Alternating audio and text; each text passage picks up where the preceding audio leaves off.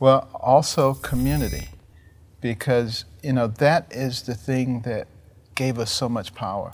In the beginning, there were communities all over this country, but many cases they were separated from everybody else 50, 100 miles. They had to learn how to work together. If a farmer broke his leg during harvest time, everybody else harvested his crops. They ask about his politics. And, that ability to work together made us into strong communities, made us into strong states, made us into a strong nation. And, now we have a situation that is encouraged by the media and politicians, where that person who was your good neighbor for 20 years and lives across the street from you is now your enemy because they have a different yard sign. No.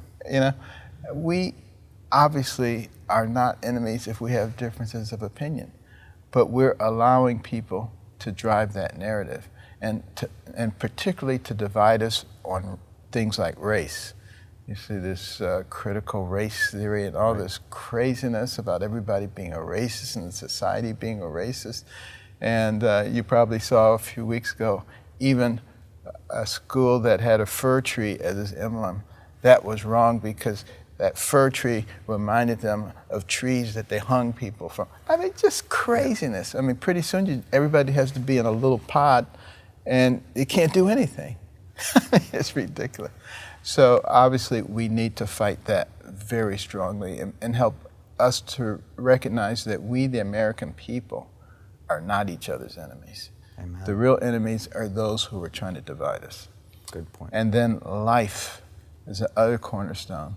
There was a time when we valued and treasured every life, but now, we have less reverence for life from cradle to grave.